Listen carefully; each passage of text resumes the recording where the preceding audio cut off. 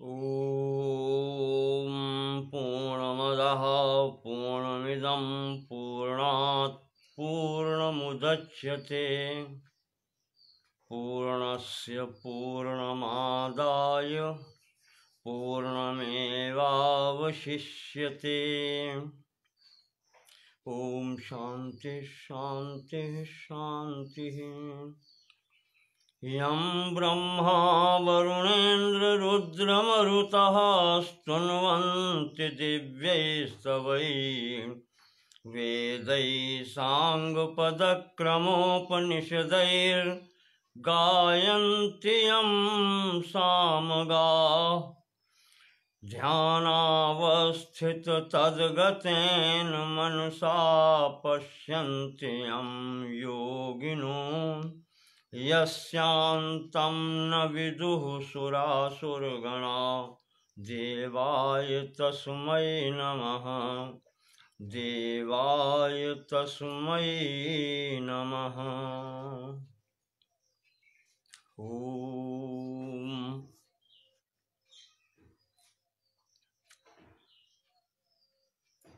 वेदांत दर्शन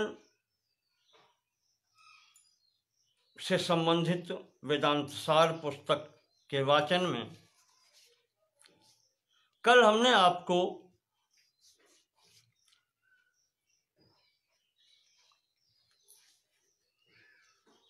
अज्ञान की शक्तियों के बारे में बताया, आवरण और विक्षेप शक्ति के बारे में, और उसी में बतलाया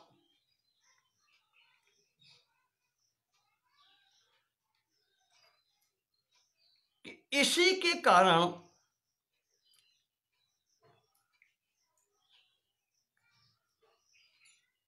वो ब्रह्म जो ईश्वरता को प्राप्त हुआ है वो अपने चैतन्यांश से इस सृष्टि प्रपंच का निमित्त कारण है,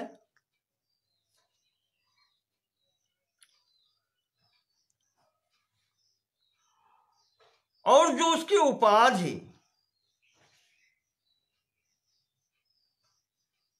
माया को उसने स्वीकृत किया है,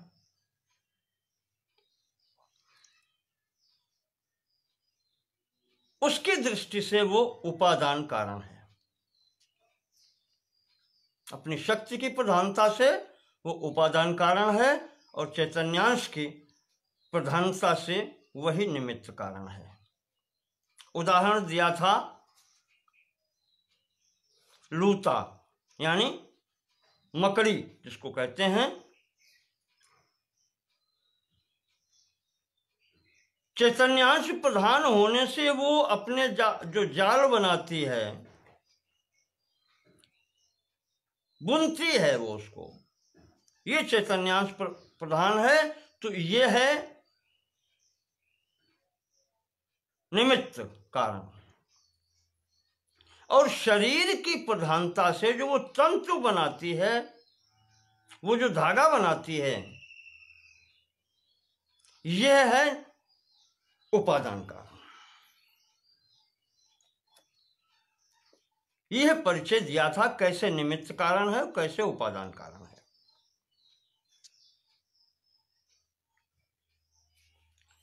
अब आगे सृष्टि क्रम का विवरण है। सदानंद योगेंद्र जी लिखते हैं, तमः प्रधान विक्षेप शक्ति मद अज्ञानोपहित चैतन्याद आकाश, आकाशाद वायु, वायोरग्नि, अग्नेर आपः, अद्भ्या पृथ्वी च उत्पद्यते।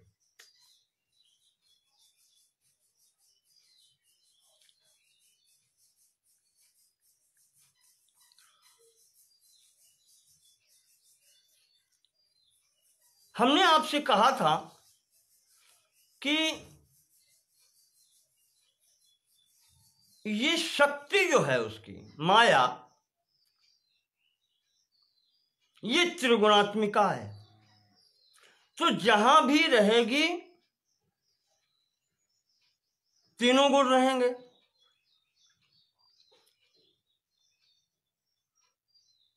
तो सत्वादि ईश्वरता प्राप्त, सतो प्रधान होने से ईश्वरता को प्राप्त हुई है, पर इसमें है तो तीनों। सत्वगुण के साथ में रजोगुण और तमोगुण दोनों हैं, तो तीन एक साथ रहते हैं। ये अन्योन्याश्रित हैं, अकेले नहीं रहते।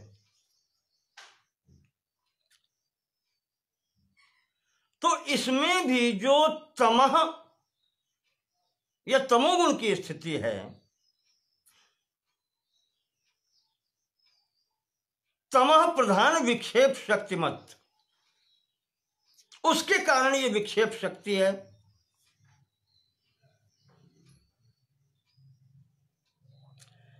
और इसके कारण अज्ञानोपहित चैतन्याद, वो अज्ञानोपहित जो चैतन्य है ईश्वर,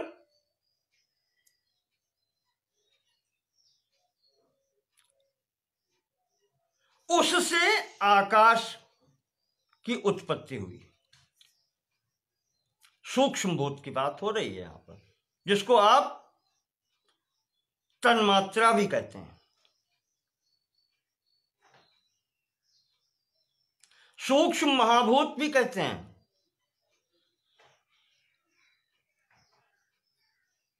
और इनको अपंचीकृत भूत भी कहते हैं।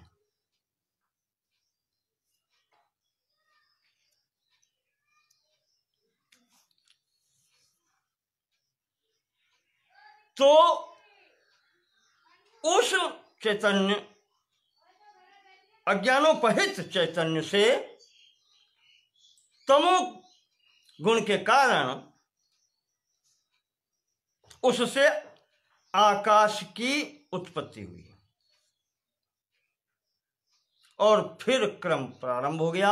आकाशाद वायु, आकाश से वायु की उत्पत्ति, वायु से अग्नि, और अग्नि से आपह यानी जल, अद्भ्या जल से पृथ्वी च उत्पद्यते, इनसे उत्पत्ति इस प्रकार से हुई। योगेंद्र जी प्रमाण देते हैं, तस्माद् वा एतस्माद् आत्मन आकाशः संभूत इत्यादि श्रुते।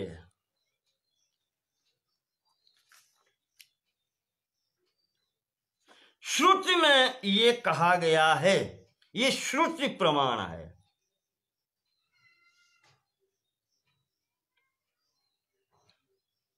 और मैं आपको इसका संदर्भ दूं, तैत्तिरीय उपनिषद की जो दूसरी वल्ली है ब्रह्मानंद वल्ली, उसके प्रथम अनुवाक में यह आता है विवरण, तस्माद् वा एतस्माद् आत्मन आकाशः संभूतः।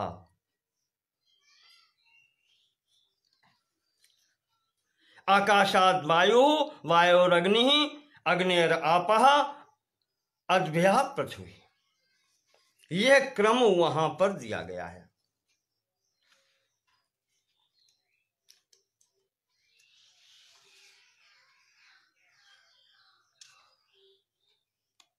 तो अब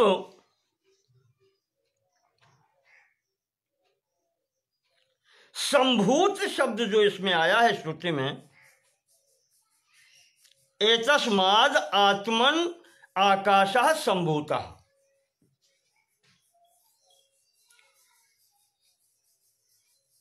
तो संभूत शब्द जो है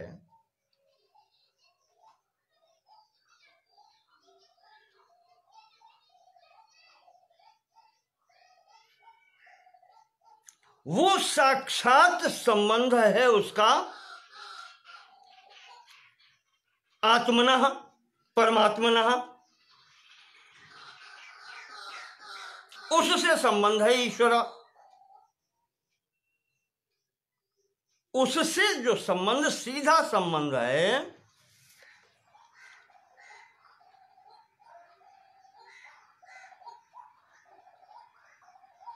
और फिर इससे आगे जो है आकाशात वायु, वायुरग्नि, यह फिर गौण संबंध में आते हैं, अगले संबंध में आते हैं।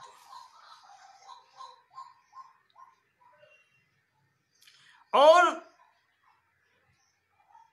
वास्तविकता में ऐसा नहीं है। जैसा उसका संबंध अपने कारण से है,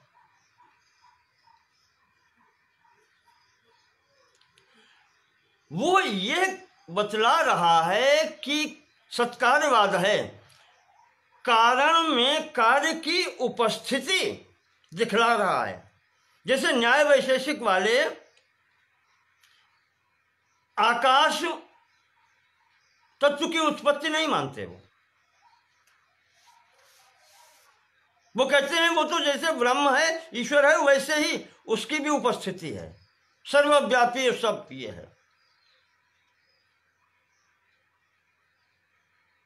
वो असत कार्यवाद की स्थिति बनाते हैं, जिसको प्रारंभवाद भी कहते हैं। कुछ नहीं से फिर ये उत्पन्न होता, ऐसा नहीं है। यहां वेदांत दर्शन, सांख्य दर्शन आदि में ऐसा नहीं है। यहां सीधा है कि आत्मनः आकाशा संभूता, उस परमात्मा से ही आकाश की उत्पत्ति हुई है।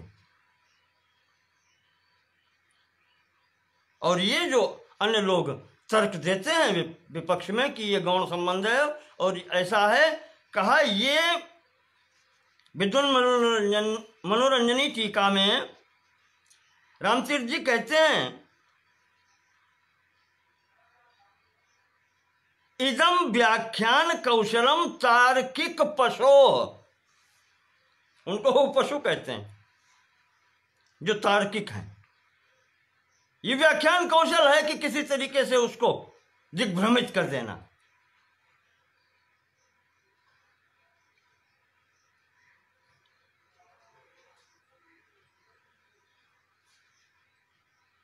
तो इस कारण से दूसरा, यही हमने आपको उस दिन नाम लिया था, पैंगल उपनिषद में भी यही आया है।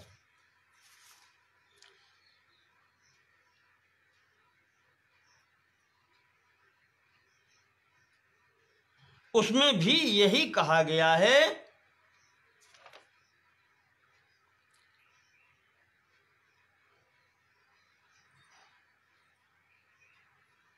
तस्माद आत्मन आकाशः संभूतः, आकाशाद वायु, वायुरग्नि, अग्निरापः, अद्या पृथ्वी, तानि पंच तन्मात्राणि त्रिगुणानि भवन्ति। सही है। ये जो पंच तन्मात्राएं हैं ये भी त्रिगुणात्मक हैं, क्योंकि कारण तो इनका वही है,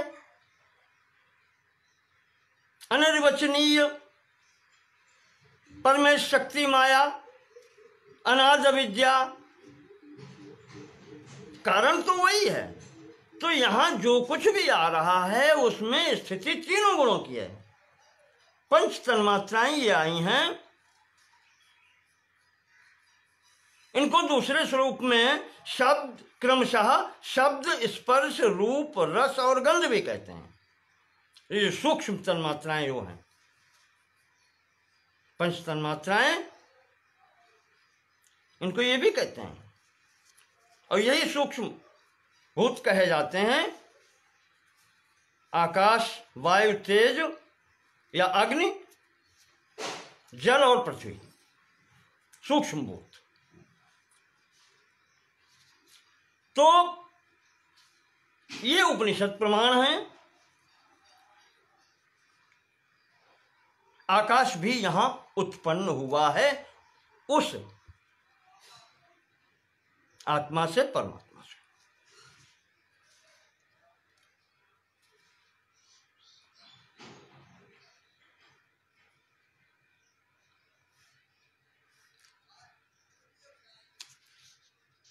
इस तरीके से आगे इसमें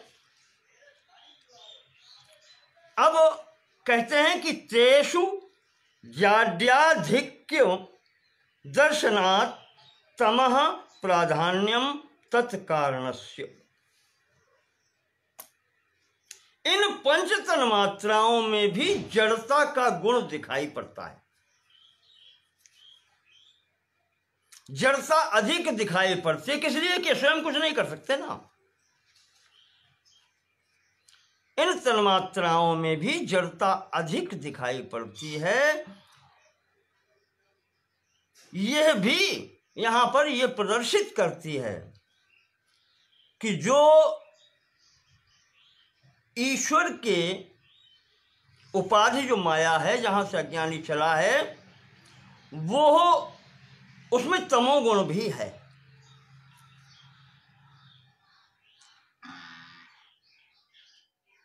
उसके कारण ही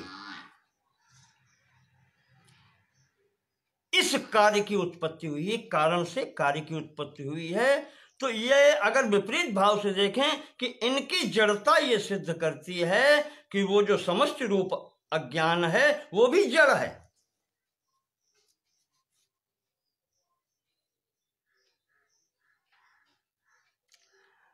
और यहां पर जो तदानीम उन सब में यही तन्मात्राएं सत्व रजः तमांसि कारण गुण प्रक्रमेण तेषु आकाश आदिषु उत्पद्यन्ते। तदानीम सत्व रजस तमांसि कारण गुण प्रक्रमेण तेषु आकाशादिषु उत्पद्यन्ते। तो उन्हीं के कारण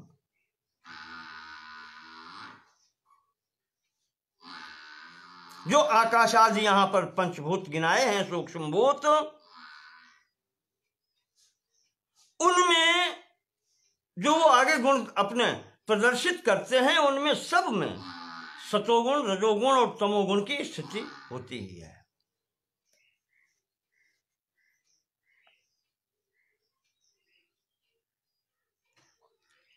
ये यहां पर बताया गया है।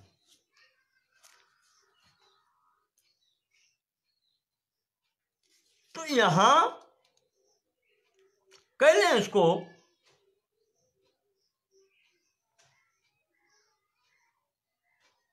कारण गुणा ही कार्य गुणानारभन्ते। कारण के गुण ही कार्य में आते हैं।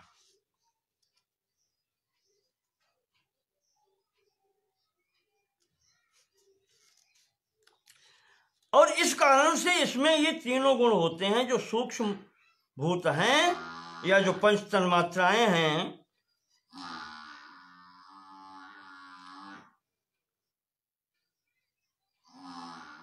इनमें भी कारणस्याव्याकृतस्य ये गुणा,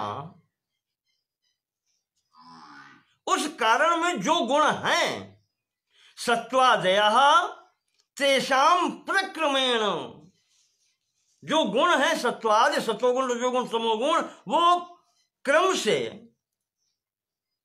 अनुगत होते हैं इसमें। तान गुणान आरभ्य यथा कार्यक्रमम सत्वादि गुणा सहैव कार्यैस्तेषुत्पद्यन्त इति अर्थः। तो इनके जो पंच तन्मात्राओं के जो आगे कार्य होते हैं, उनमें यह गुण आते हैं। और इन्हीं गुणों के आधार पर भी कहें, सतोगुण के आधार पे पंच तन्मात्राओं के क्या स्थिति होती है, उनसे क्या उत्पन्न होता है, रजोगुण से क्या उत्पन्न होता है और तमोगुण से क्या उत्पन्न होता है।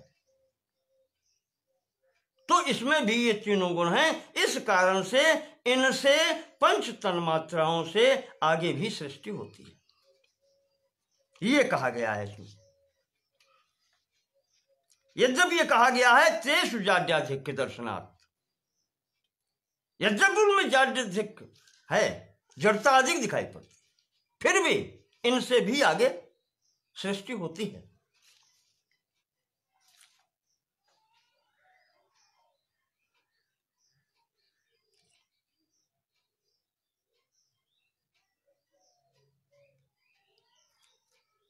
कहा गया है कहीं कि अस्ति भाति प्रियम रूपम नाम चैत्यंश पंचकम।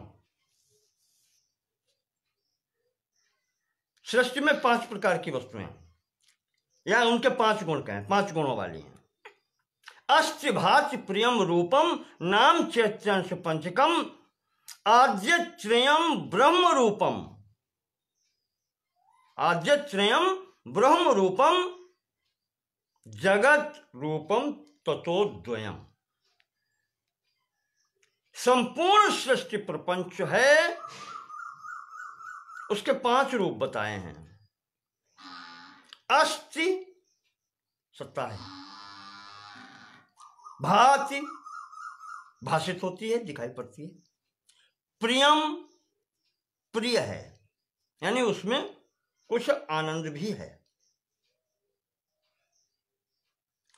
रूपम रूप भी है और नाम उनका कुछ नाम भी है। ये 5 गुण हैं सृष्टि प्रपंच में। जो भी पदार्थ सामने आपके आते हैं ये 5 गुण हैं। तो उसके लिए कहते हैं कि आद्यत्रयम ब्रह्म रूपम। जो आदि के 3 गुण हैं कौन कौन? अस्ति भाति प्रियम।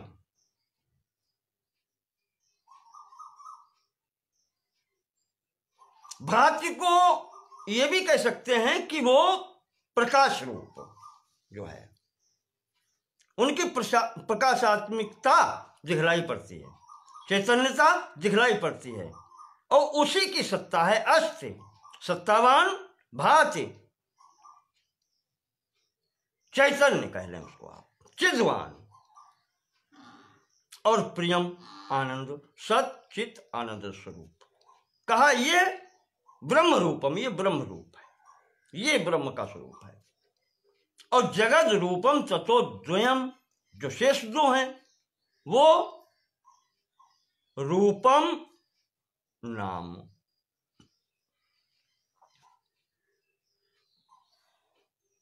रूप और नाम जहां पर है वो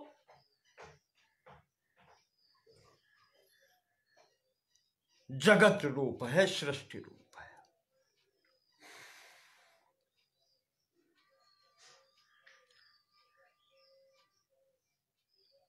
ऐसे ही वशिष्ठ जी ने योग वासिष्ठ में राम जी को बताया है कि यद्यस्ति यदस्ति यद्भाति तदात्म रूपम। जो है और जो ज्ञान रूप है, चैतन्यांश है, नान्यतो भाति न चान्यदस्ति, उससे अतिरिक्त और कुछ है ही नहीं। स्वभाव संवित प्रतिभाति केवला। ये स्वाभाविक रूप से जो उत्पन्न होते हैं, स्वभाव संवित प्रतिभाति केवला, संवित ज्ञान रूप जो है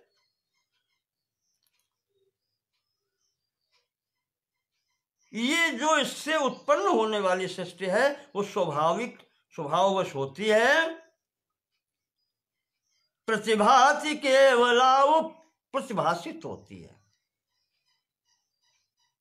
वास्तविकता में है नहीं। प्रतिभाति केवला और ग्राह्यम गृहीते मृषा विकल्प, ग्रहणीय है या ग्रहित की गई है, ये सब उसके मृषा विकल्प, ये सब झूठ है, ना कोई उसको पकड़ सकता है। जो आभास है, आभास को क्या पकड़ेगा कोई?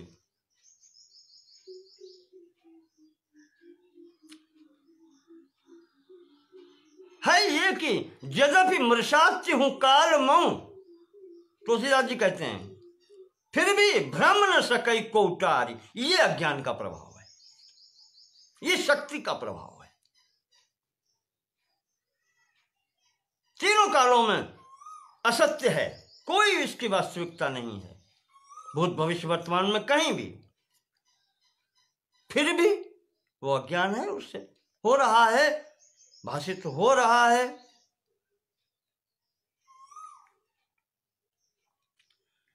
आगे कहते हैं योगेंद्र जी कि एतान्येव सूक्ष्म भूतानि तन्मात्राणि अपंचीकृतानि च उच्यन्ते। जैसा कि मैंने अभी आपसे कहा कि ये जो सूक्ष्म भूत हैं यही तन्मात्राएं कही जाती हैं और इनको ही अपंचीकृत भी कहा जाता है। और एतेभ्यः सूक्ष्म शरीराणि स्थूल भूतानि च उत्पद्यन्ते। और इन सूक्ष्म भूत या तन्मात्राओं से आगे जो उत्पत्ति होती है सूक्ष्म शरीर की और स्थूल भूतों की, इन्हीं से उत्पत्ति होती है। एतेभ्यः, इनके द्वारा ही, तन्मात्राओं के द्वारा ही सूक्ष्म शरीर और स्थूल भूत, इनकी उत्पत्ति होती है।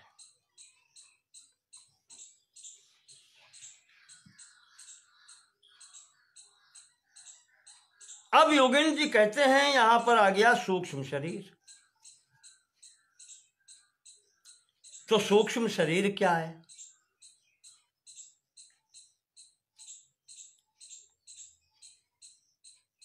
सूक्ष्म शरीर क्या बतलाते हैं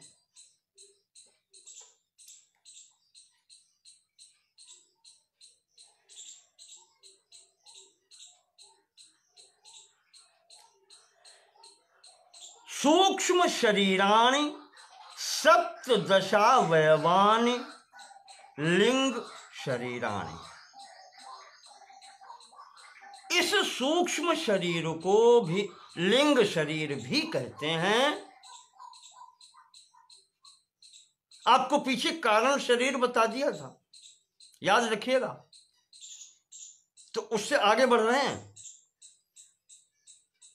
जो प्रथम आपको बताया था, अज्ञानोपहित होने के कारण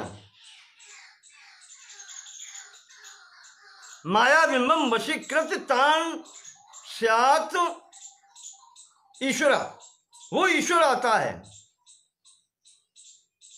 व्यष्टि में उसी को जीव कहते हैं, समष्टि में ईश्वर और व्यष्टि में जीव। तो वो जो अज्ञानोपहित है, अविद्या प्रभावित जो है, वहां से ही कर्ता भोक्ता सुख दुख की स्थिति प्रारंभ हो जाती है और वो कहलाता है कारण शरीर।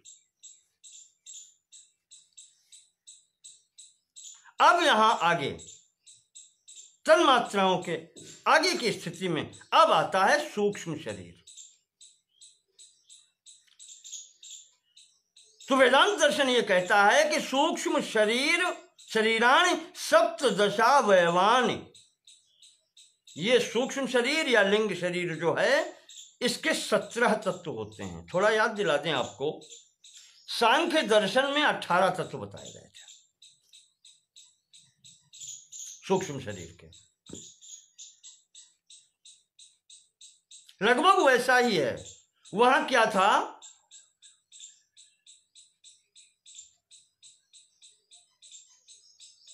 बुद्धि, मन, अहंकार,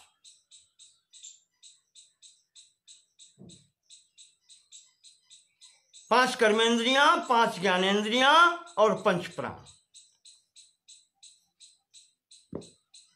मिलकर के 18 तत्व बनते थे। वेदांत दर्शन में अहंकार को मन में ही सम्मिलित किया है, क्योंकि ये संकल्प विकल्प के अंतर्गत ही उन्होंने अहंकार को मान लिया है। ये संकल्प होता है कि मैं हूं, तो ये भी स्थिति मन की है। तो अहंकार यहां पर मन के अंतर्गत आ जाता है, इस कारण से वो एक कम हो जाता है। यहाँ पर जो सूक्ष्म शरीर है वो 17 अवयव वाला है। 17 अवयव हैं इसके।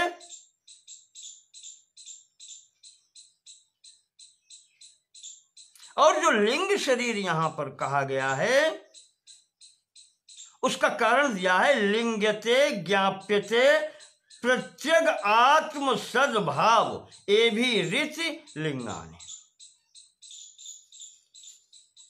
अब यहां से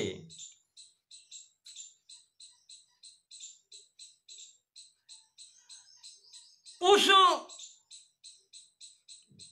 शरीर का सद्भाव होता है, सूक्ष्म शरीर का सद्भाव होने से यहां पर लिंगते ज्ञाप्यते, ये अलग शरीर का ज्ञान होता है।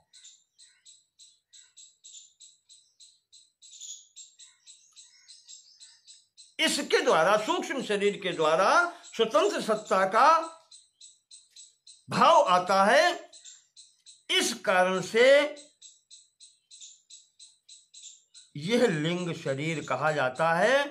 और वो जो गुण आपको बताए 17 अवयव हैं, ये लिंगानि चितानि शरीरानि च इति लिंग शरीरानि, वो जो लिंग है, वो जो पहचान है, वो इस शरीर में होती है। इस कारण से ये लिंग शरीर कहा जाता है।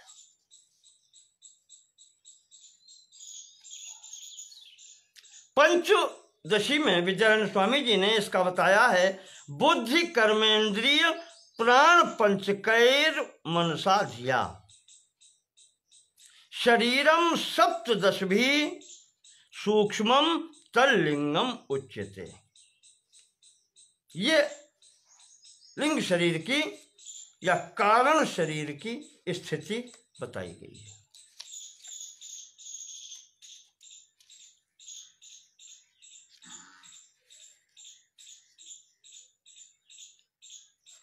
यहां आगे कहते हैं, सूक्ष्म शरीर बता दिया कि ये 17 अवयव मिलकर के सूक्ष्म शरीर बनाते हैं।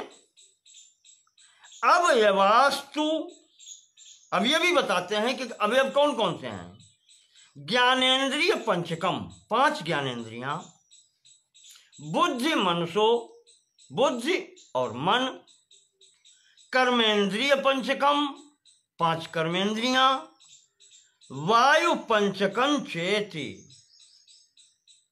5 प्राण, 5 वायु यानी 5 प्राण।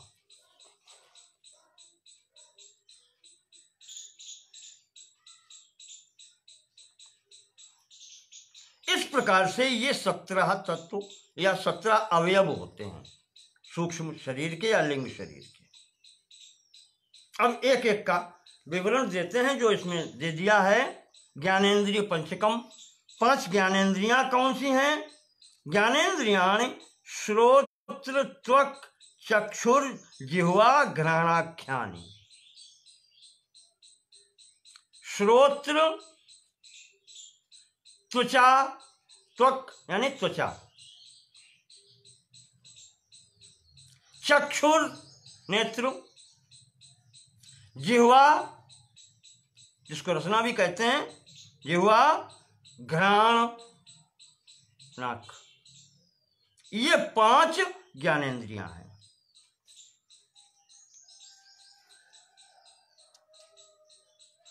एतानि, अब ये 5 ज्ञानेन्द्रियां एतानि आकाशादीनां सात्विकांशेभ्यो व्यस्तेभ्यः पृथक पृथक क्रमेणोत्पद्यन्ते। जो 5 तन्मात्राएं बताई हैं आपको, और वहां पर यह भी स्पष्ट कर दिया है कि इन सब में तीनों गुण हैं। चाहे उसको आप इस तरीके से कहें, शब्द स्पर्श रूप रस और गंध ये नाम दें, या आकाश वायु अग्नि जल और पृथ्वी ये सूक्ष्म भूत कहें, अपंचीकृत कहें, क्योंकि उत्पत्ति इनकी सब की उस शक्ति से है, त्रिगुणात्मिका से, तो इनमें भी तीनों गुण हैं। और तीनों गुण होने से जो इनका सात्विक अंश है पांचों का, पांच तन्मात्राओं का जो सात्विक अंश है, सत्वगुणी अंश है जो, उससे इन ज्ञानेंद्रियों की क्रमशः उत्पत्ति होती है। जो आकाश सूक्ष्म तत्व है उससे श्रोत्र, आंतरिक इंद्रिय ये बात हो रही है, ज्ञानेंद्रिय जो इस भौतिकता को चला रहा है, वो उसके अंदर जो है शक्ति की बात हो रही है। वायु से त्वचा, और अग्नि से चक्षु, जल से जिह्वा, और अंत में गंध से, या कह लें या पृथ्वी से ये गंध लेने वाली घ्राण नासिका।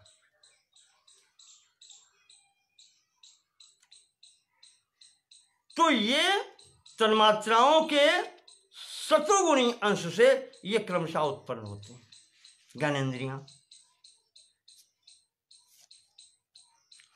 फिर इसके बाद में आता है बुद्धिर नाम निश्चयात्मिका अंतःकरण वृत्ति ही।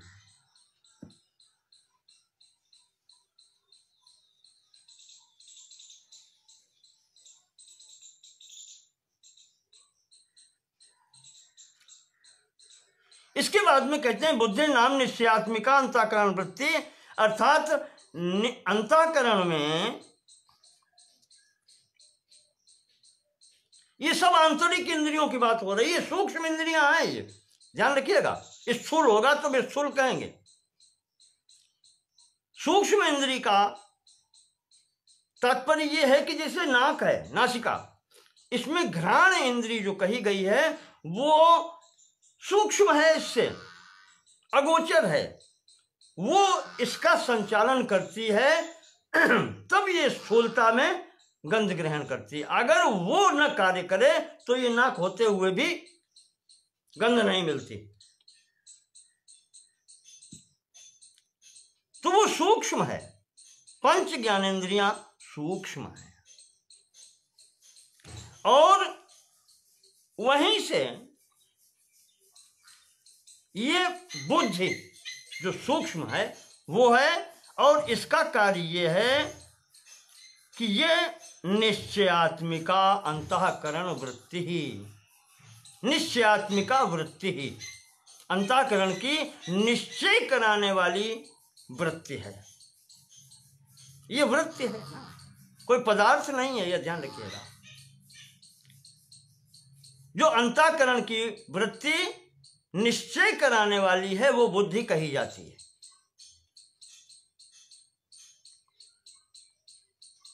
इसी प्रकार मनो नाम संकल्प विकल्पात्मिकांतःकरण वृत्ति ही, अंतःकरण की वह वृत्ति जो संकल्प विकल्प उत्पन्न करती है वो उसे मन कहते हैं।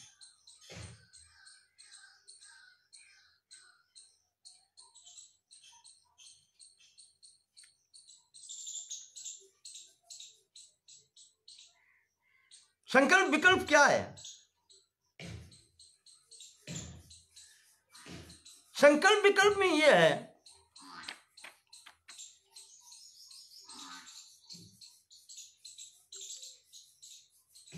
कभी आता है कि मैं तो चैतन्य स्वरूप हूं,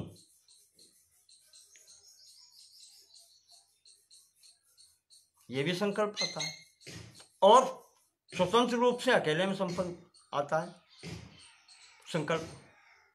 फिर कभी कोई स्थिति ऐसी पड़ जाती है जब वो कहता है कि मैं ये मैं हूं, तो मुझे पहचानते नहीं हो, मैं अमुक नाम का, ये मैं हूं, मुझे देखो पहचानो, तब वो देह को करता है कि मैं देह हूं। ये भी संकल्प है।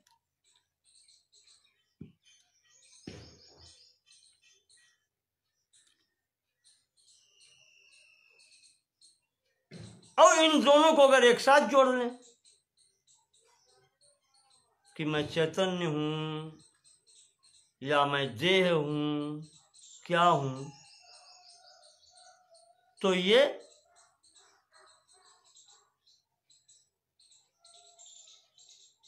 विकल्प हो जाता है। जहां निर्णय नहीं कर पाता, विकल्प ढूंढता है। जैसे हम देखें, आप अभी मौसम खराब थोड़ा सा हो रहा था, तो ये आ रहा था भाव कि पढ़ें या ना पढ़ें, ये विकल्प है। पुस्तक को पढ़ें या ना पढ़ें, कहीं जाना है, मौसम गड़बड़ हो रहा है, जाएं या ना जाएं, ये सब स्थितियां मन की हैं। तो मनोनाम संकल्प विकल्पात्मिकांतःकरण वृत्ति ही, संकल्प विकल्प करने वाली वृत्ति का नाम अंतःकरण में जो है वो मन है।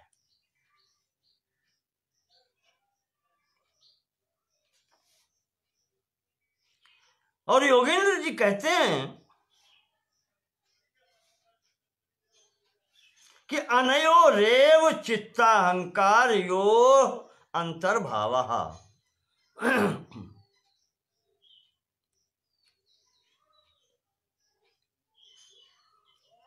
सांख्य दर्शन में 3 का नाम लिया था, बुद्धि, मन, अहंकार। यहां पर प्रारंभ में अहंकार चतुष्टय कह चुके हैं, अंतःकरण चतुष्टय कह चुके हैं, तो 2 और कही जाती हैं, चित्त और अहंकार। अंतःकरण चतुष्टय जब कहें तो बुद्धि, मन, चित्त और अहंकार, ये 4 कहे जाते हैं।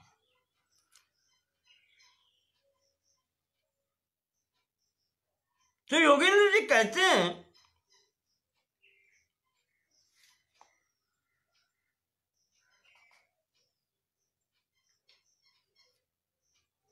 कि यह अनयोः रेव चित्त अहंकारयोः अंतर्भावः, कहा इन दोनों में ही, कौन कौन से, बुद्धि और मन, इनमें ही चित्त, क्रम से अनयोरेव चित्त अहंकारयोः अंतर्भावः, इनमें ही इन दोनों का भी अंतर्भाव है। चित्त का बुद्धि में और अहंकार का मन में।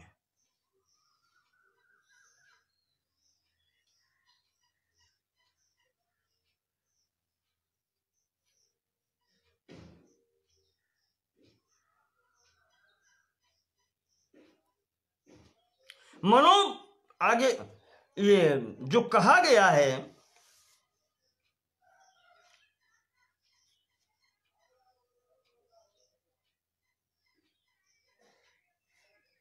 विद्यारण्य स्वामी जी ने अंतःकरण के वृत्ति भेद से 2 ही भेद उन्होंने भी कहे हैं, क्योंकि वेदांत दर्शन में बात चल रही है। तो तैः अंतःकरणम सर्वैर वृत्ति भेदेन तद्विधा, वो 2 ही प्रकार के उन्होंने कहा है। मनोविमर्श रूपम स्यात्, मन जो है वो विमर्श रूप है, संकल्प विकल्पात्मक है, और बुद्धि स्यात् निश्चयात्मिका, और जो निश्चय कराने वाली जो वृत्ति है वो बुद्धि कहलाती है।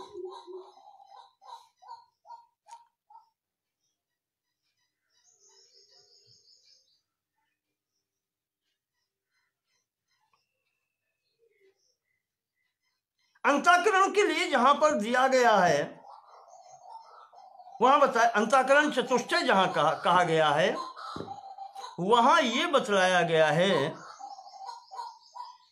कि मनोबुद्धि अहंकार चित्तम करण मांतरम, अंतःकरण में मन, बुद्धि, अहंकार और चित्त होते हैं 4, और इनके गुण क्या हैं? क्रमशः संशयो, निश्चयो, गर्व, स्मरण, विषया अमी। इनके विषय जो हैं वो 4 हैं। मन का है संशय, वही संकल्प विकल्प, मैं इधर जाऊं या उधर जाऊं। निश्चय, निश्चय वृत्ति जो है वो बुद्धि है। गर्व, अहंकार, अभिमान, ये अहंकार की वृत्ति है, अहंकार वृत्ति है। और स्मरण, विषया अमी, जो अंतःकरण की वृत्ति स्मरण दिलाती है किसी घटना की, किसी वस्तु की, ये स्मरण दिलाने वाली, इसी को कहते हैं अनुसंधानात्मिका, जो अनुसंधान कराती है, यह वृत्ति ही चित्त है। पर यहां पर जो कहा है कि अनयोरेव चित्ताहंकार्योर अंतर्भावा, बुद्धि और मन में ही इन दोनों अंतःकरणों का या दोनों वृत्तियों का अंतर्भाव इसमें हो जाता है, बुद्धि और मन में। योगेंद्र जी ने 2 सूत्र आगे और लिखे हैं।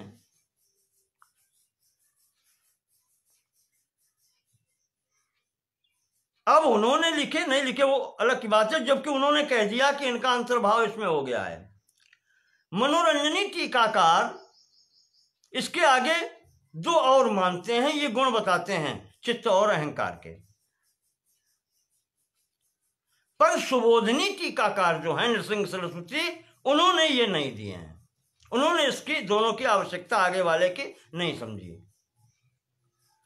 तो वहां उसमें उनकी पुस्तक में नहीं है, यहां है विद्वन मनोरंजनी टीका में। ये 2 वाक्य हैं। एक है अनुसंधानात्मिकांतः करण वृत्ति चित्तम, अंतःकरण की अनुसंधान करने वाली या स्मरण कराने वाली जो वृत्ति है वो चित्त है।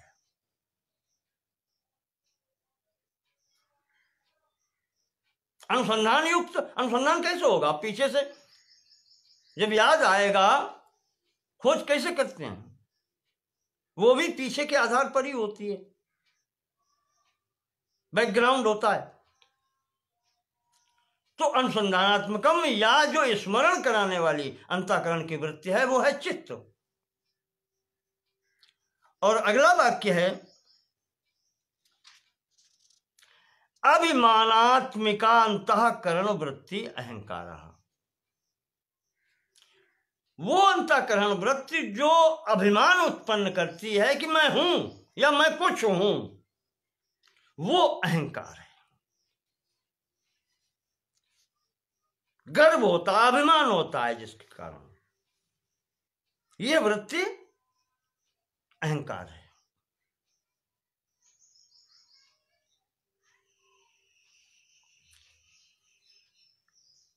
तो अब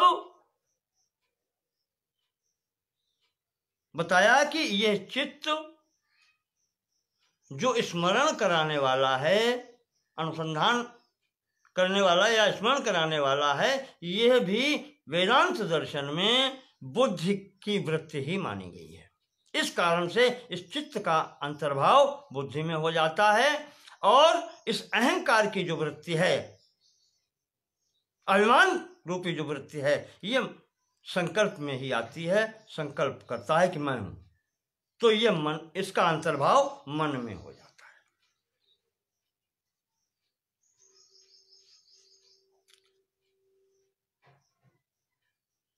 फिर सदानंद जी कहते हैं एते पुनः आकाशादिगत सात्विकांशेभ्यो मिलितेभ्यो उत्पद्यन्ते। कहा ये जो अंतःकरण के 4 बताए हैं या 2 जो बताए हैं, ऐसे लिख दिया है तो उसमें 2 भी आ सकते हैं, 4 भी आते हैं। कहा ये सब जो हैं, जो सूक्ष्म तन्मात्रा आकाश आदि हैं, आकाश, वायु, अग्नि, जल और पृथ्वी, उनके जो सात्विक अंश है उनका, उनसे ही यह भी उत्पन्न होते हैं। तो पंच तन्मात्राओं के सात्विक अंश से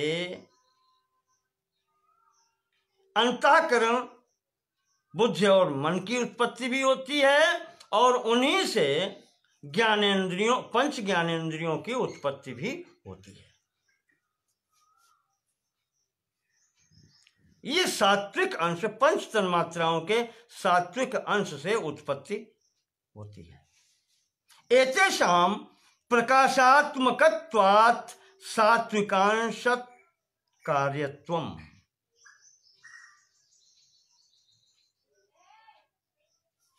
मैं पीछे बता चुका हूं आपका, सात्विकांश का स्वभाव ज्ञान का होता है तो चैतन्य की अध्यक्षता में ही, पर जहां सात्विक प्रभाव होता है वो ज्ञान अंश होता है, जहां रजोगुण का प्रभाव होता है वहां क्रियाशीलता होती है, और जहां पर तमोगुण का प्रभाव होता है वहां आप उसमें कह लें आलस्य होता है, या उसको कहें आप अज्ञान, अविद्या या जड़ता कह सकते हैं। ये जड़ता उसकी निशानी है। जड़ता तमोगुण की निशानी है, रजोगुण की निशानी क्रियाशीलता है, सतोगुण की निशानी है ज्ञान की स्थिति। तो एतेषां प्रकाशात्मकत्वात् सात्विकांश कार्यत्वम्। कहा इन जो अंतःकरण वाले चारों हैं या दोनों हैं बुद्धिमान,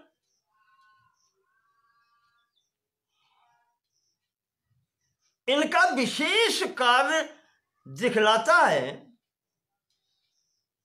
चैतन्यांश का इसमें विशेष प्रकाश दिखलाई पड़ता है।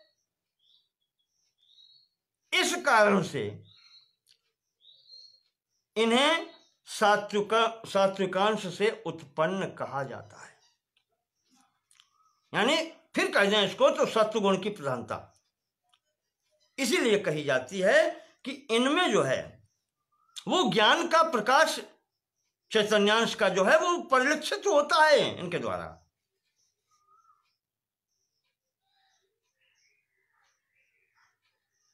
अब आगे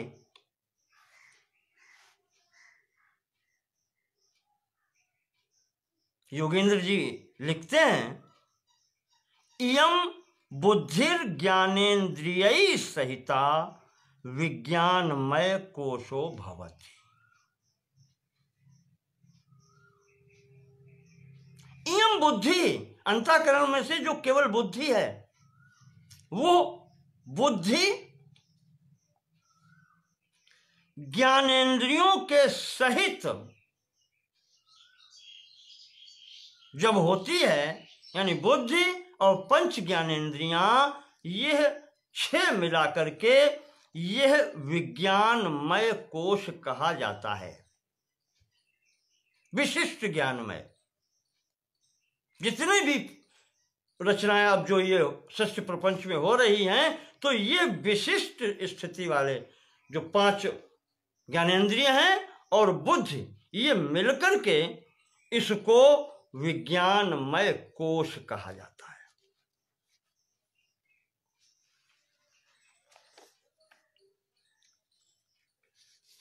इसी को शंकराचार्य जी विवेक चूड़ामणि में बता रहे हैं, बुद्धिर बुद्धीन्द्रिय सार्धम सवृत्ति ही कर्तृलक्षणः विज्ञानमय कोशः स्यात् पुंसः संसार कारणम्।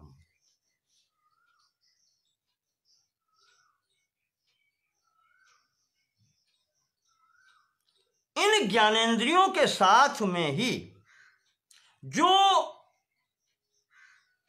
निश्चयात्मक वृत्ति वाली बुद्धि है, वही होने से के कारण इसमें कर्तापन का भाव आता है। कर्तृलक्षण, और यही जब कर्तापन का भाव आता है तो विज्ञानमय कोशा स्यात् पुंसः संसार कारणम। यही व्यक्ति के लिए या व्यष्टि के लिए या मानव के लिए या प्राणी के लिए संसार कारणम, संसार को देने वाला है। या कह लें संसार कारण क्या है, हमने आपको बताया था, जहां सुख दुख सब होते हैं, जन्म मृत्यु, यूं कह लें हम, जन्म मृत्यु का कारण यही है।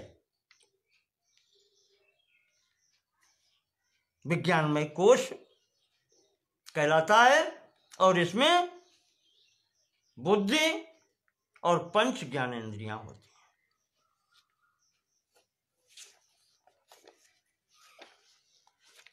योगेंद्र जी लिखते हैं, अयम कर्तृत्व भोक्तृत्व सुखित्व दुखित्व आदि अभिमानत्वेन इह लोक परलोक गामी व्यवहारिको जीव इत्युच्यते। इस विज्ञानमय कोश के कारण ही जब चैतन्य के साथ में ये इस कोश के कारण, कोश ये भी आवरण करता है, जैसे आनंदमय कोश वहां बताया था, वैसे ही यह भी कोशात्मक है, आवृत करता है चैतन्य को। इसके कारण ही इसके अंतर्गत चैतन्यांश के अंतर में कर्ता भोक्ता सुखी दुखी और अभिमानत्व आदि के कारण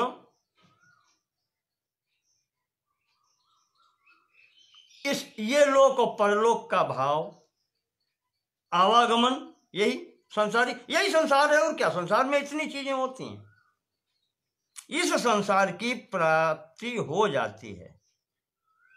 और इसी विज्ञान में कोश से कहते हैं व्यवहारिको जीव इति उच्यते, व्यवहारिक रूप में जीव कहा जाता है।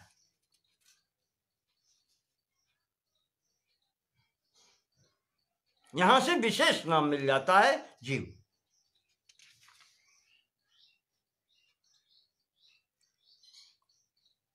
तो ये तो कर्ता भोक्ता बनाने वाला हो गया, संसार देने वाला हो गया, जन्म मरण के चक्कर में डालने वाला यहीं से हो गया। आगे कहते हैं मनस्तु ज्ञानेन्द्रियैः सहितम सन मनोमय कोशो भवति। अब जब केवल मन इन ज्ञानेंद्रियों के साथ में हो जाता है, तब यह मनोमय कोश कहा जाता है। इसमें मन की प्रधानता हो जाती है, वहां बुद्धि की प्रधानता, यहां मन की प्रधानता होने से यह मनोमय कोश कहा जाता है। सात्विकैर्धीर इंद्रियै साकम विमर्शात्मा मनोमयः तैरेव साकम विज्ञानमयो धीर निश्चयात्मिका।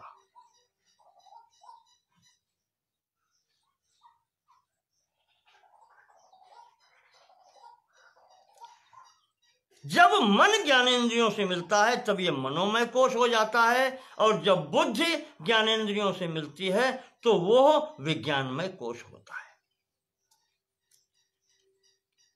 ये सब जीव को ढके हुए हैं, चैतन्यांश को ढके रहे। वो जो अज्ञानोपहित की उपाधि जो वो चली आ रही है, उसमें परतें कितनी हैं ये आप देखो। ये कोश क्या है, परतें हैं। वो वहां से जो आवरण पहना है उसकी परतें कितनी हैं, इसके अंदर कौन कौन और क्या क्या है।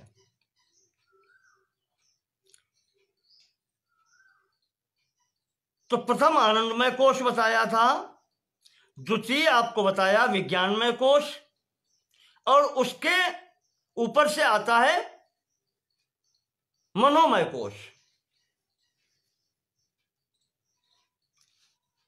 अब आगे बात करते हैं, ज्ञानेंद्रिय की बात हो गई। अब कहते हैं कर्मेंद्रियाण वाक् पाणि पाद पायोपस्थाख्यानि। कर्मेंद्रियां भी 5 हैं और उनके नाम हैं वाक् वाणी, पाणि हाथ, पाद पैर, पायु उपस्थाख्यानि। पायु इंद्रिय जो है मलोत्सर्जन क्रिया करने वाली, और उपस्थ जननांगों को कहते हैं। वाक् पाणि पाद आप समझ ही गए, वाणी हाथ और पैर, पायु और उपस्थ मलोत्सर्ग करने वाली इंद्री, और जननांग, ये 5 कर्मेंद्रिय हैं।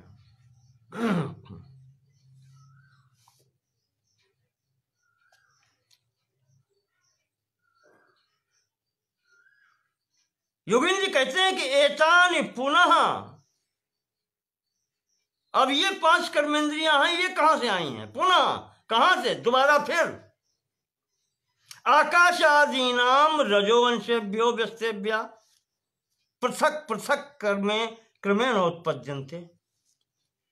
ये भी उन्हीं 5 तन्मात्राओं से, सूक्ष्म भूतों से पृथक पृथक उत्पन्न होती हैं। और कैसे? रजोवंशेभ्य, सात्विक से बुद्धि, मन और ज्ञानेंद्रियां आई थी। अब इन तन्मात्राओं के रजोवंश से, जो रजोवंश का भाग है, उससे ये कर्मेंद्रियां आती हैं। वाक, वाणी, आकाश तत्व का रजोवंश गुण।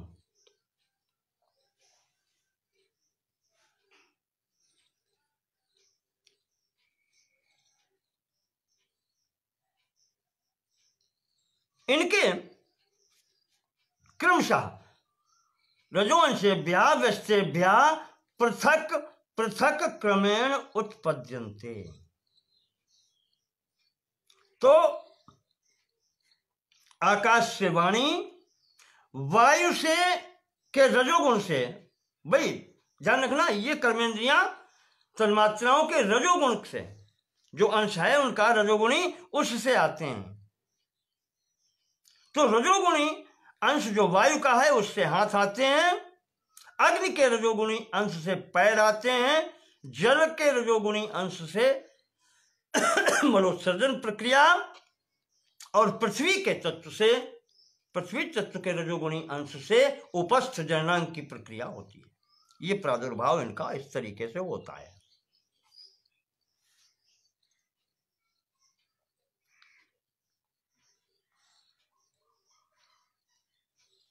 इस तरीके से यहां पर इनकी उत्पत्ति बताई गई है। आगे कहते हैं वायवः। पीछे सूक्ष्म शरीर के लिए गिना चुके हैं ना, पंच वायु या पंच प्राण। वो क्या है? वायवः प्राणापान व्यानोदान समाना। देखें, आप विचार करके देखिएगा, कर्मेंद्रिय गतिशीलता है उनमें, इस कारण से रजोवंश तन्मात्राओं का। उसी प्रकार वायवः प्राणापान व्यानोदान समाना, इनके नाम बताए हैं, प्राण, अपान, व्यान, उदान और समान। ये 5 प्राण हैं, इनको वायु भी कहते हैं। ये उस वायु से अलग नाम है इनका। तो यहां पर पंच प्राण कह देते हैं, प्रमुख का नाम लेकर के, और 5 पंच प्राण कहे जाते हैं।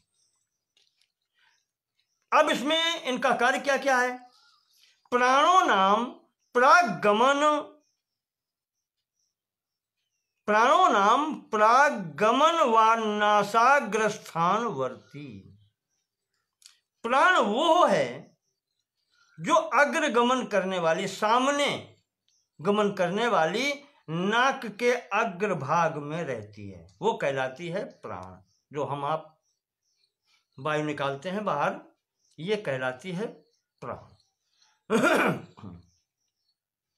अपानो नामा वागमन वान पायवादि स्थानवर्ती।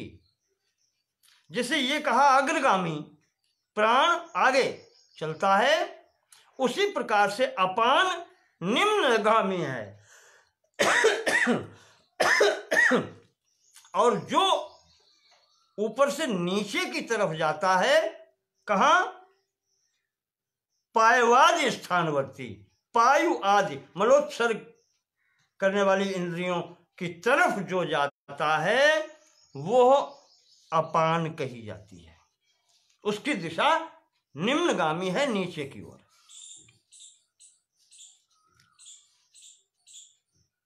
तीसरी है व्यान।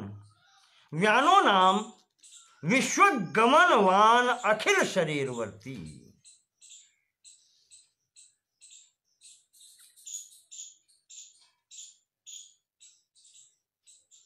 विश्वगमनवान, जो संपूर्ण इसमें चलती है,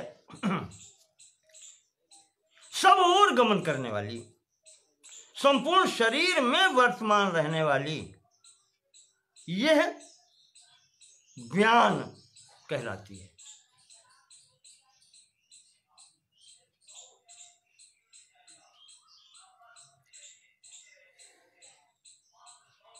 छांदोग्य उपनिषद में इसके विषय में कहा गया है, अथ यह प्राणापानयोः संधि सव्यानः। समक्षगामी जो है प्राण और निम्नगामी जो है अपान, इसकी संधि स्थान में जो रहता है, जो वायु रहती है, वो कहलाती है व्यान।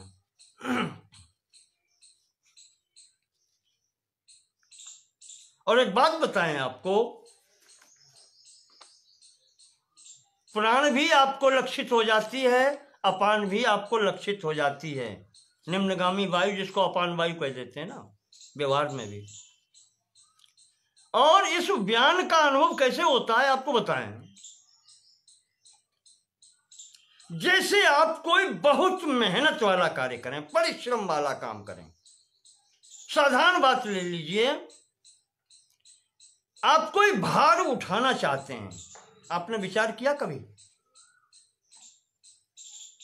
जब कोई भार आप उठाते हैं तो उसमें आप भारी हो, बहुत शक्ति लगानी पड़ रही हो, तो जब शक्ति बल का प्रयोग अधिक करना पड़ रहा हो, आप देखिएगा प्राणवायु भी रोकनी पड़ती है और अपान वायु भी रुकती है।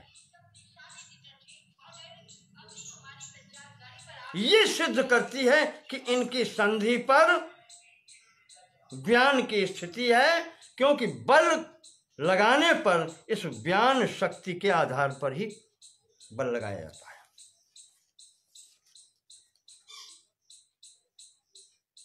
कोई भी कार्य इस तरीके से बहुत बल जिसमें लगाना पड़े, तो उस स्थिति में प्राण और अपान दोनों रोक करके तब वो परिश्रमयुक्त बलयुक्त कार्य किया जाता है। तो इस प्रकार से अगर आप देखें तो इन प्राण और अपान दोनों को कंट्रोल करने वाली जो शक्ति है, नियमन करने वाली जो वो कहना चाहिए वायु है, वो है व्यान। ध्यान रखिएगा, हर स्थान पर ये बातें मिल नहीं पाती हैं।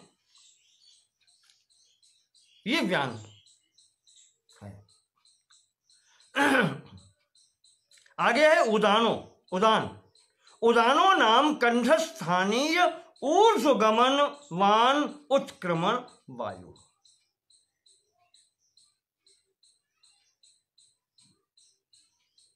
उदान नाम की जो वायु है वो कंठ में रहती है, इसका स्थान कंठ बताया गया है, और ये ऊर्ध्वगमन करने वाली है, समक्ष नहीं, प्राण समक्ष है।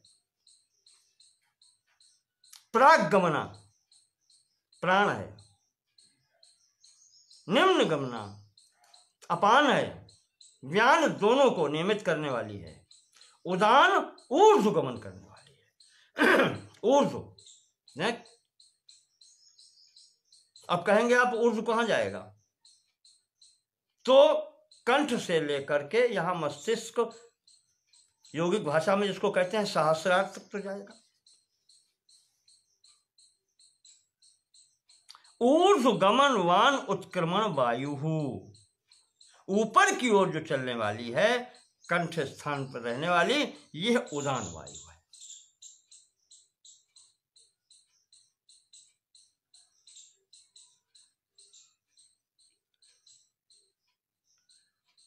और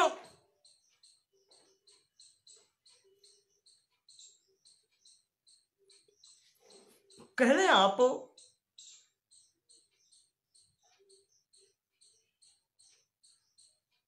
कि जितनी भी जो भी वायु हैं, अगर इस शरीर से उत्क्रमण करेंगी, निकलेंगी, तो कंठ से तो होकर के जाएंगी ही। उत्क्रमण करना निकलने का भी अर्थ होता है, तो ये कंठ से तो होकर के जाएंगी, इसलिए इसको कंठस्थानी कहा गया है। इसके बाद में आया है समानो नाम शरीर मध्य गता शित पीतान्नादि समीकरण करा। समान वायु का जो कार्य है,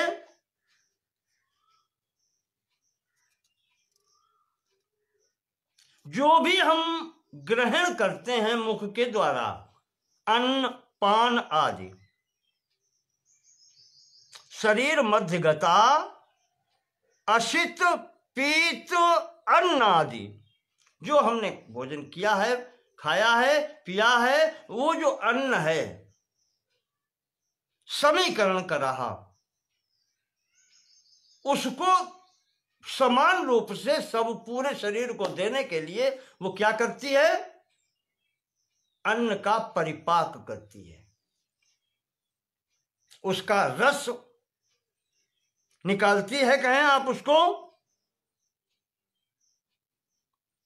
और परिपाक करने के बाद में जो रस, जो भी उसको मिलता है, शक्ति या रस, वो संपूर्ण शरीर में, प्रत्येक अंग में, कि प्रत्येक कोशिका में पहुंच जाती है। इसका स्पष्टीकरण अगले वाक्य में देते हैं कि समीकरणम तो परिपाक करणम। समीकरण जो वहां कहा है, उसका अर्थ है परिपाक करना, अपनी भाषा में कहें तो भोजन को हजम करना।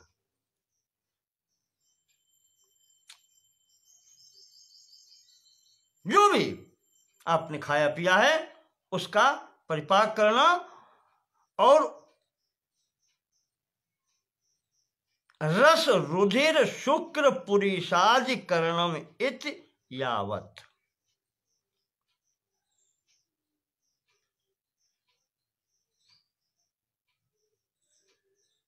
परिपाक करने का अर्थ केवल रस ही नहीं है, संपूर्ण शरीर को देना, और फिर उससे ही वो जो रस है, परिपाक करणम रस, रुधिर शुक्र पुरीषादि करणम इति, रुधिर रक्त में वो पहुंचाना, शुक्र वीर्य के अंतर्गत पहुंचाना, पुरीष आदि जो मल इत्यादि रह जाता है उसको अलग करना, ये कार्य उसका है। इस जो हम खाते पीते हैं उसी से तो रुधिर बनता है, शुक्र बनता है, और पुरीष जो व्यर्थ वस्तु है वो पुरीष कही जाती है, मल। यहां तक इसका समान का कार्य होता है।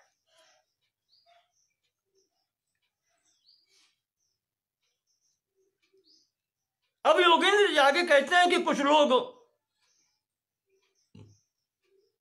5 वायु और बतलाते हैं।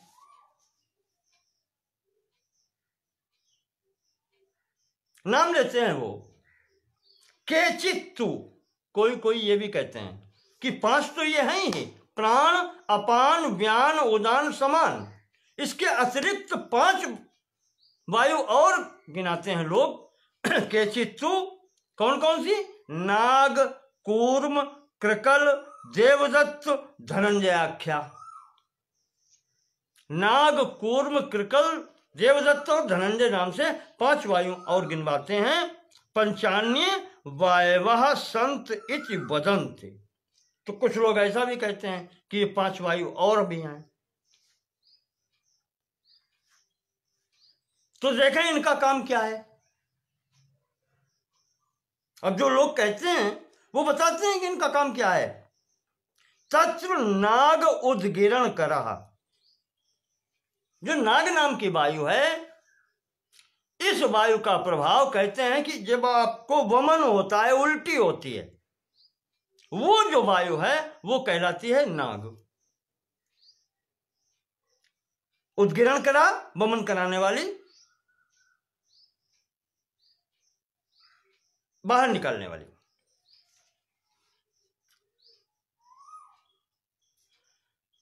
दूसरी है कूर्म। कूर्म वायु का कार्य है उन्मीलन कराने वाली, आंखों की पलक चलती है, जिससे आंखों के पलक जो झपकते हैं और चलते हैं, ये कूर्म वायु का प्रभाव है। कूर्म वायु जो है उन्मीलन करहा, नेत्रों को खोलती बंद करती है। कृकलहा क्षुत करहा, जो कृकल नाम की वायु है ये भूख अनुभव कराती है, इसके कारण ही भूख उत्पन्न होती है, बुभुक्षा उत्पन्न करने वाली।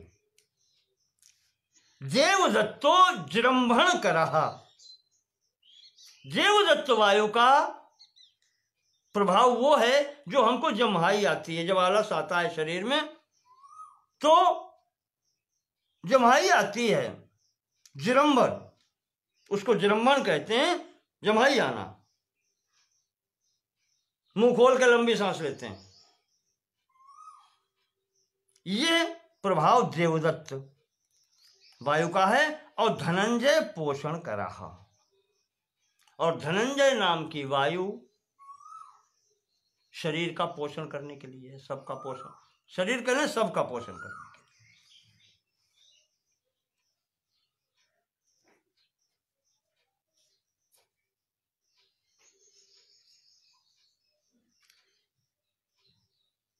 लिए। ये जो अंतिम वायु धनंजय कही गई है, इसके विषय में ऐसा कहा गया है कि जब प्राणी या जीव ये शरीर छोड़ता है तो ये समस्त वायु जो हैं, प्राणादि पंच और ये नागादि पंच में से 9 वायु जो हैं वो शरीर छोड़ जाती हैं। प्राण, अपान, व्यान, उदान, समान, ये 5 भी शरीर छोड़ जाती हैं। और नाग, कूर्म, कृकल, देवदत्त ये भी इस पंचभौतिक शरीर को छोड़ जाती हैं, पर कहते हैं धनंजय वायु कभी नहीं छोड़ती। पोषण करा लिखा है कार्य इसका। तो जीव जो निकल जाता है इससे, तब भी ये साथ में रहती है शरीर के। कहते हैं कि मरने के बाद भी ये शरीर को नहीं छोड़ती। अब जब उसका दाह हो जाएगा तो अपने आप छूट जाएगा, वो तो अलग की बात है। तो एतेषां प्राणादिषु अंतर्भावात् प्राणादयः पंचै वेत्ति केचित्। योगिन जी कहते हैं कि अब ये जो 5 गिनाई हैं यहां पर, नाग, कूर्म, कृकल, देवदत्त, धनंजय, कहा इनका अंतर्भाव जो प्रारंभ में 5 वायु बताई गई हैं उनमें ही हो जाता है, प्राण, अपान, व्यान, उदान, समान में ही हो जाता है। तो इस कारण से कहते हैं कि हम पंच प्राण ही मानते हैं, पांच ही मानते हैं। एतत् प्राणादि पंचकम आकाशादि गत रजोंशेभ्या मिलतेभ्या उत्पद्यन्ते।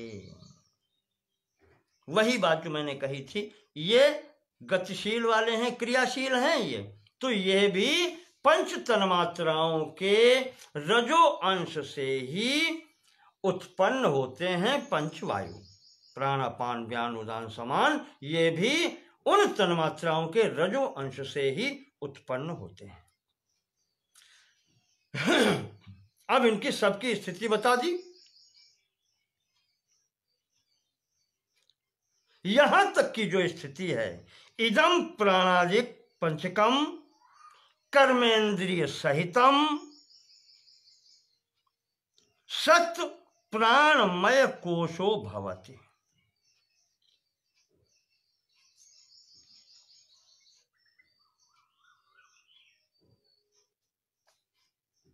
ये जो पांच प्राण और पांच कर्मेंद्रियां,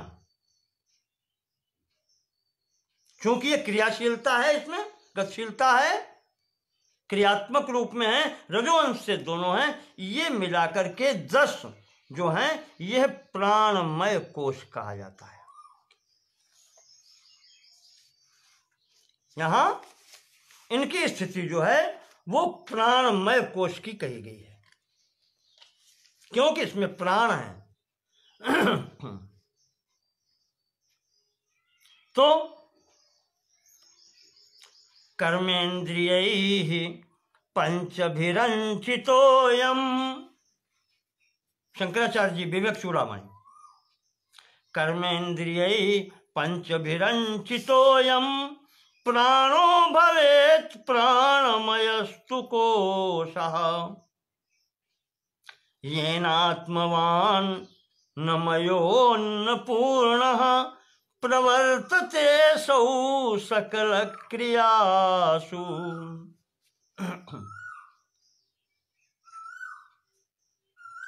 पंच कर्मेंद्रियां और पंच प्राण रजो अंश से संभूत होने के कारण तन्मात्राओं की यह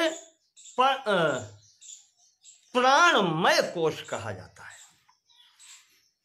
और यह शरीर को क्रियाशीलता देने का कार्य करता है।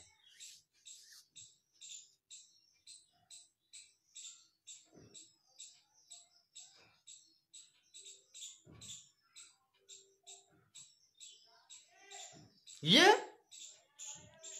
क्रियाशीलता देने का कार्य करता है, और ये रजोवंश से निकलता है, तो पंच प्राण और पंच कर्मेंद्रियों से युक्त होता है। ये प्राणमय कोश है।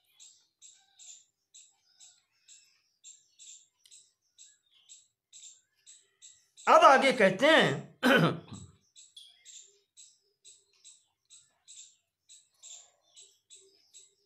इदम प्राणादि पंचकम कर्मेंद्रियम सहितम सच प्राणमय कोशो भवति अस्य क्रियात्मकत्वेन रजो अंश कार्यत्वम। इनकी क्रियात्मकता ही, इनकी गतिशीलता ही बता देती है कि ये रजो अंश से उत्पन्न हुए हैं।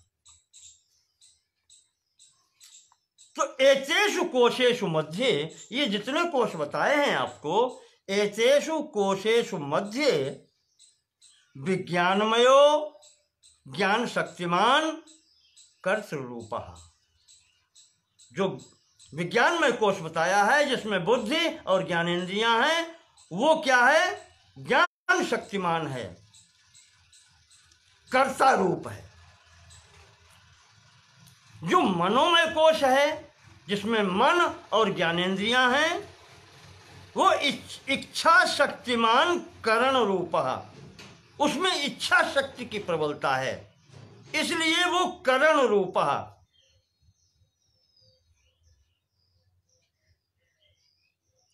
वो साधन रूप में है।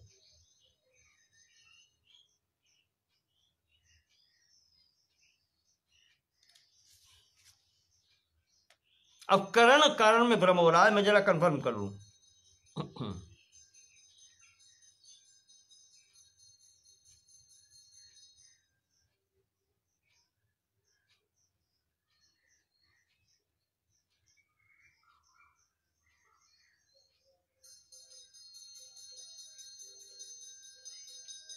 कारण भी है, ये भी कारण है।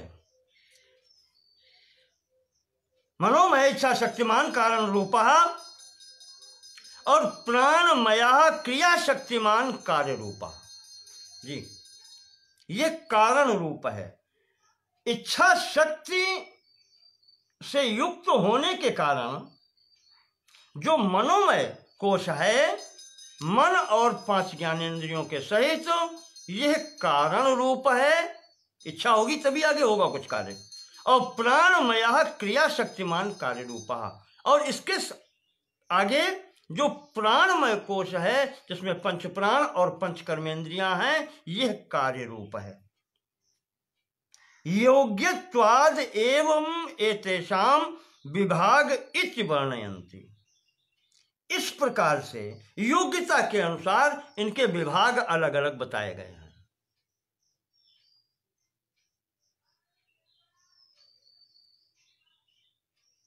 विज्ञानमय कोश का जो योग्यता है वो ये है कि वो ज्ञान शक्ति प्रधान होती है और कर्ता स्वरूप में, कर्ता भोक्ता इस स्थिति में होती है। मनोमय कोश जो है वो इच्छा शक्ति प्रधान होता है, इसलिए वो कारण रूप होता है, यानी आगे कार्यकलाप करने के लिए वो कारण होता है। और प्राणमय ये क्रिया शक्ति प्रधान है, इस कारण से ये कार्य रूप होता है। तो ये विभाग तीनों इनकी योग्यता के अनुसार किए गए हैं। एतत् कोशत्रयम् मिलितम् सत् सूक्ष्म शरीरम इति उच्यते। जब यह तीनों कोश मिलते हैं, विज्ञानमय कोश, मनोमय कोश और प्राणमय कोश, ये तीनों कोश मिलाकर के जब एकत्र होते हैं तब ये सूक्ष्म शरीर कहा जाता है। यानी सूक्ष्म शरीर में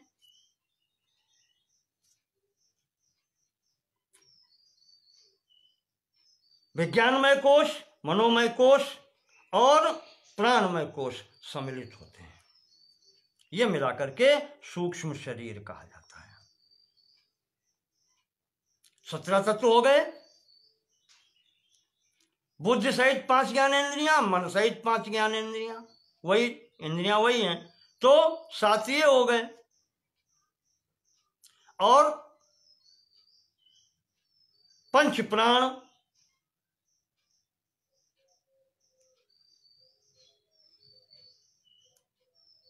7 और 5 12, और 5 कर्मेंद्रियां 17। तो ये 17 अवयवों का सूक्ष्म शरीर होता है।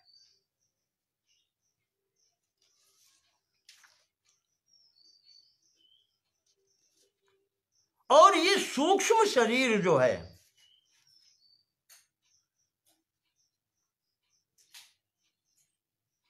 मैं यहीं रोकता हूं, सूक्ष्म शरीर तक की। समय अधिक हो गया है, जाने नहीं गया, लगभग 40 मिनट, 1 घंटा 40 मिनट का करीब चला गया। इसका आगे का सूक्ष्म शरीर तक का मैंने आपको बता दिया। कारण शरीर का वहां बताया था कि वो जो अविद्या स्वीकृत होती है तो वो प्रथम जो स्थिति बनती है अज्ञान की, वो वहां केवल सुख ही सुख होता है, आनंद ही होता है। इस कारण से वहां पर वो आनंदमय कोश कहा जाता है, और वही कारण शरीर है। और सूक्ष्म शरीर की ये स्थिति आपको बताई कि इसमें 17 अवयव होते हैं, और इनमें कौन कौन से कोश सम्मिलित हैं। तो इसमें विज्ञानमय कोश, मनोमय कोश और प्राणमय कोश सम्मिलित हैं। सृष्टि प्रपंच की बात चल रही है, अभी स्थूलता शेष है, वो अगले अंक में बताएंगे आपको। सहयोग के लिए धन्यवाद। यथाशक्ति आपकी सेवा में विषय दे रहे हैं। कोई कमी अगर रह जाती है, कहीं आप किसी विद्वान को ये लगे कि ये स्थिति छूट रही है, तो कमेंट में थोड़ा सा इंगित अवश्य करें, जिससे हम अपने सामर्थ्य के अनुसार अगले खंड में उसे सम्मिलित कर सकें। धन्यवाद। नमो नमः।